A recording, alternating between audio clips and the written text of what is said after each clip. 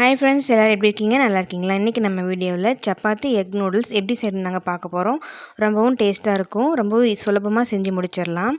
அது எப்படி செய்கிறதுன்னு பார்க்கலாம் வாங்க.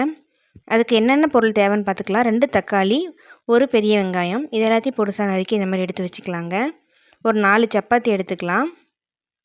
2 2 சப்பாத்தியை எடுத்து நம்ம ரோல் பண்ணிக்கலாம்.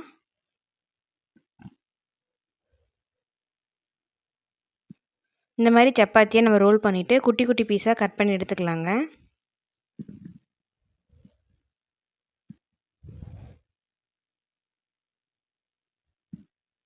இதே மாதிரி 4 சப்பாத்தி நம்ம கட் பண்ணி எடுத்து வச்சுக்கலாங்க.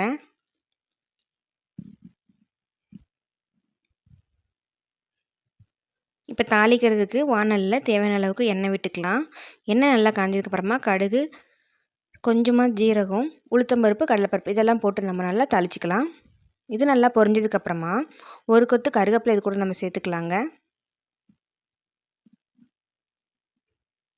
இப்போ கட் பண்ணி வச்சுருக்க பெரிய வெங்காயத்தை நம்ம இது கூட சேர்த்துக்கலாம்.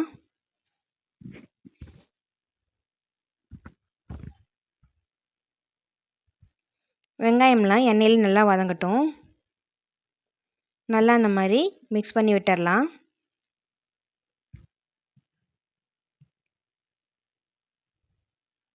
வெங்காயம் நல்லா எண்ணெயிலே வதங்கினதுக்கப்புறமா 1 ஸ்பூன் அளவுக்கு இஞ்சி பூண்டு பேஸ்ட் நம்ம இது கூட சேர்த்துக்கலாங்க. இஞ்சி பூண்டு வந்து பேஸ்ட்டாகவும் சேர்த்துக்கலாம், குட்டி குட்டியாக கட் பண்ணியும் சேர்த்துக்கலாம். நான் பேஸ்ட்டாக சேர்த்துருக்கேன். உங்களுக்கு எந்த மாதிரி பிடிக்குமோ அந்த மாதிரி நீங்கள் சேர்த்துக்கோங்க.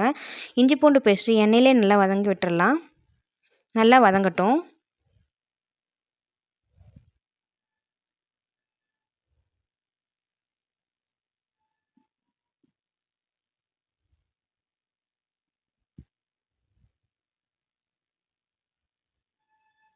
இஞ்சி பூண்டு பேஸ்ட்டும் நல்லா வதங்கினதுக்கப்புறமா நம்ம கட் பண்ணி வச்சுருக்க 2 தக்காளி இது கூட நம்ம சேர்த்துக்கலாம். தக்காளி நல்லா எண்ணெயிலே வதங்கணுங்க. நல்லா வதங்கட்டும். இப்போ தேவையான அளவுக்கு உப்பு சேர்த்துக்கலாம். நான் கல்லுப்பு எடுத்துக்கேங்க. உங்களுக்கு வேணும்னா நீங்கள் தூளுப்பு எடுத்துக்கோங்க. இப்போ ஒரு வாணலில் கொஞ்சமாக எண்ணெய் விட்டு 2 முட்டையை உடச்சி இந்த மாதிரி ஊற்றி நல்லா பொரித்து எடுத்துக்கலாம்.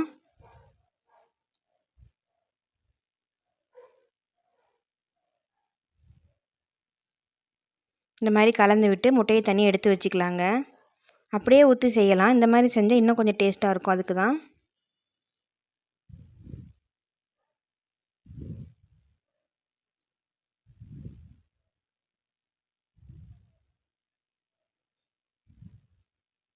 இந்த மாதிரி நம்ம செஞ்சு கொடுத்தோம்னா குழந்தைங்களாம் நல்லா விரும்பி சாப்பிடுவாங்க. நம்ம ஸ்கூலுக்கு லஞ்சுக்கு கூட இதை ப்ரிப்பேர் பண்ணி கொடுக்கலாங்க. ரொம்ப ஈஸியாக செஞ்சிடலாம். குயிக்கான டைம்லேயே செஞ்சு முடிச்சிடலாம்.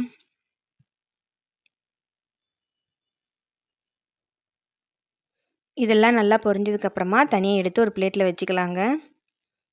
இப்போ இந்த பக்கம் தக்காளி நல்லா வதங்கிருச்சு பாருங்கள். இப்போ இது கூட கரம் மசாலா 1 1/2 ஸ்பூன், மிளகாத்தூள் 1/2 ஸ்பூன், மஞ்சள் தூள் ஒரு 1/4 ஸ்பூன் இதெல்லாம் நம்ம சேர்த்துக்கலாம். அந்த மசாலா எல்லாம் நல்லா இந்த மாதிரி கலந்து விட்டுறலாங்க.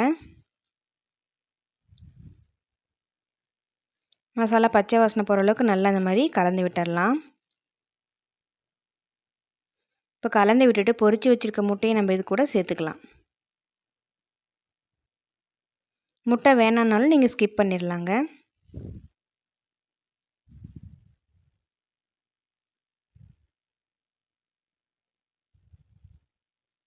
முட்டையை ஃபுல்லாக சேர்த்துட்டு நல்லா நம்ம கலந்து விட்டுடலாம். மசாலா எல்லாம் ஃபுல்லாக முட்டையில் படுற அளவுக்கு நல்லா கலந்து விட்டுடலாங்க.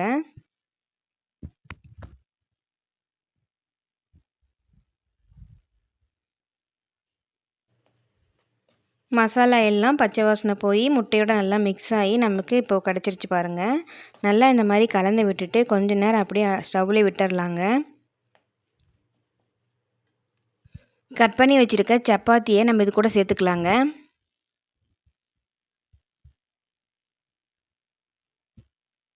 சப்பாத்தி எல்லாம் ஃபுல்லாக இது கூட நம்ம ஃபுல்லாக சேர்த்துட்டு நல்லா கலந்து விட்டுடலாம். மசாலாலாம் ஃபுல்லாக சப்பாத்தியில் நமக்கு ஒட்டுற மாதிரி கலந்து விட்டுடலாம்.